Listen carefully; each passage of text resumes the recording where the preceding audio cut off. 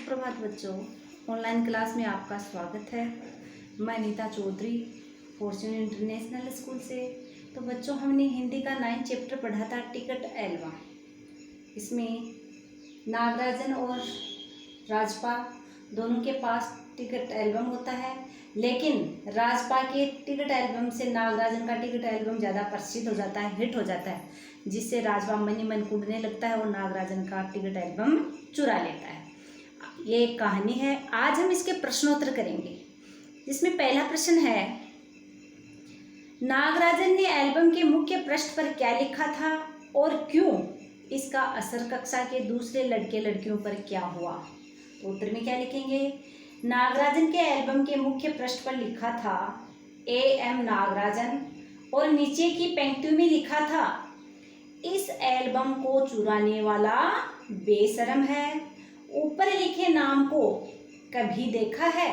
यह एल्बम मेरा है। जब तक घास हरी है, यानी जब तक घास हरी है और कमल लाल है, सूरज जब तक पूरब से उगे और पश्चिम में छिपे, उस अनंत काल तक के लिए यह एल्बम मेरा है, रहेगा। ऐसा इसलिए लिखा था ताकि उसे कोई चुराने की कोशिश न करे। ये एल्बम हमेशा हमेशा के लिए नागराजन के पास रहे।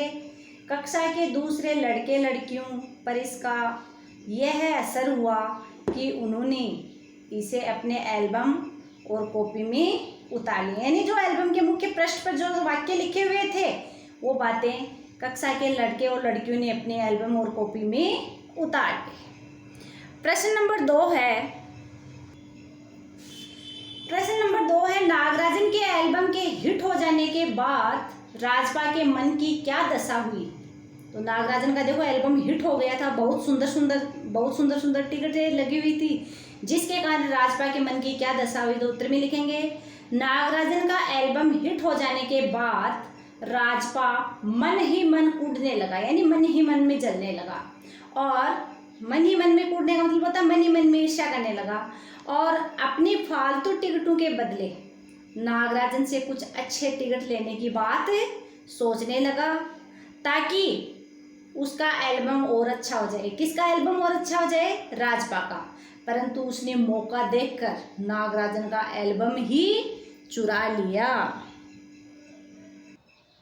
प्रश्न नंबर 3 है, एल्बम चुराते समय राजपा किस मानसिक स्थिति से गुजर रहा था? तो उत्तर है, एल्बम चुराते समय राजपा का दिल तेजी से धड़क रहा था। यानी एल्बम की चोरी की, तो चोरी करने की वजह से उसका दिल था वो तेजी से धड़क रहा था चोरी करने के कारण।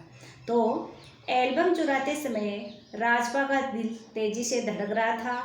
उस समय उसके दिमाग में बस एल्बम चुराने की ही बात थी, इसीलिए एल्बम को कमीज के नीचे छिपाकर वह तुरंत घर की ओर भागा। प्रश्न नंबर 4 है, राजपा ने नागराजन का टिकट एल्बम अंगीठी में क्यों डाल दिया? यानी राजपा ने नागराजन का टिकट एल्बम था वो अंगीठी में जलने के लिए क्यों डाल दिया?